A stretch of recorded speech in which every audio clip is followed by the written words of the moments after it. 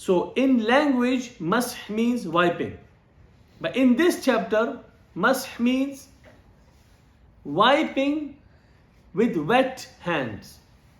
Wiping with wet hand on a certain types of socks at specific times in a certain way, which we will cover. That's why we are covering this subject. It's just not any random wipe. We will cover the wipe, what the wipe is on, and how to wipe. This is all what we are concerned with for this chapter. Okay. And where do we wipe? Imagine the top part of your feet. So if you are doing ruku, if you went in ruku, which part of the feet can you see? If a person is standing, if you are standing on let's say on the ground, you look at your feet, which part of the feet you see? That's the top part of the feet. So every time when I say top part of the feet, that's what I mean. Okay? The sides, the bottom, and the back. That's not fard. That's not included in some madhab at all. So when we say the wipe happens on the top part of the feet, from your toes and all the way back up to the ankles. Okay, this is where the wipe happens, not randomly anywhere. Okay. The khuffain is one of the ease Allah has given this ummah. Let's go through some ahadith. Even though, all four madhahib, they agree. So there are a couple of ahadith, maybe 3 ahadith, you need to make note of them. They are very important in the issue of masah. There is a hadith from Ali radiallahu ta'ala anhu. It's a sound hadith.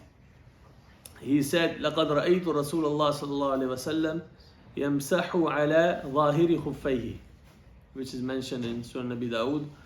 That Ali radiallahu ta'ala anhu said, I saw Nabi sallallahu alayhi wasallam doing wiping on the zahir of his khuffain. Zahir meaning not inside, outside, and the top. Okay. Also another hadith from Ali radiallahu ta'ala anhu, where he said, جعل رسول الله صلى الله عليه وسلم 3 أيام ولياليهن للمسافر ويوما وليلة للمقيم.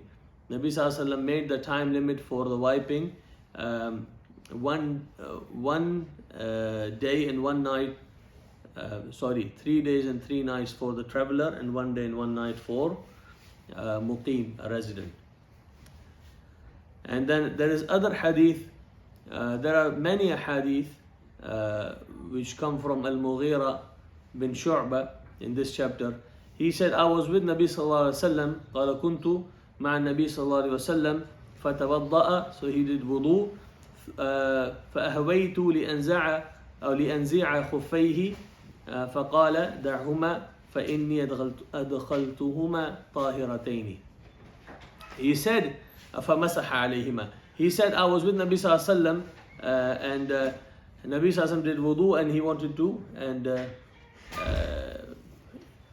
take his socks off. Nabi sallallahu alaihi wasallam said, leave them because I put them on tahirataini. I put them on in tahara, while I was in tahara, meaning I put them on while I was in wudu. Remember that, but that will come back. Okay. And another hadith. We are not going to discuss this subject, but it's important to know this hadith. If you are ever speaking to a person, they don't believe in tayammum. They don't believe in, if they don't believe in masah on the khuffain. This is hadith, sahih hadith from Jarir radiallahu ta'ala anhu, that he said about Nabi sallallahu alaihi wasallam, that Nabi sallallahu alaihi wasallam أنه بال ثم توضأ ومسح على خفيه. The Jarir radiallahu ta'ala anhu, he urinated and he did wudu and he did masah on the khuffain. so it was said to him, Jarir, you do like that? Are you doing, masa on the khuffain? تفعل هكذا قال نعم رأيت رسول الله صلى الله عليه وسلم بال ثم توضأ ومسح على خفيه. He said, yes, I do this because I saw Nabi sallallahu alaihi wasallam. He urinated and then he did wudu and he wiped over his khuffain. Why is this so important? Because it is well known that Jarir accepted Islam after the ayah of wudu was revealed.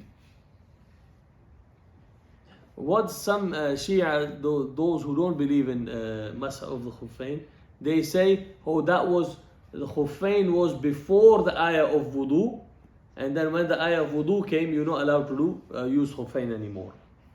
But it is well known, Jarir became Muslim after Surah Ma'idah was revealed.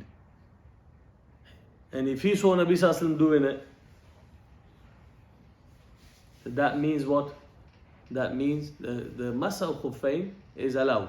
Okay? And this hadith is muttafaqun alayhi hadith, is pretty strong hadith. And also, I think in your book there is Ibn Munzir. He said Hassan al-Basri, he said he heard from 70 Sahaba.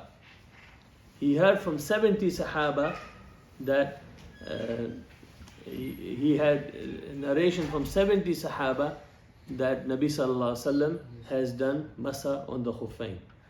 And also, just to finish this off, Nabi Sallallahu Alaihi Wasallam did Masa on Khuffain in Tabuk. Tabuk was in the 9th year of Hijrah. The ayah of wudu had come down in the 6th year. So if anyone says the Khuffain is being abrogated, but no one in Ahl Sunnah wal Jama'ah say that, but some other from the Shias, part of Shias, they do say that.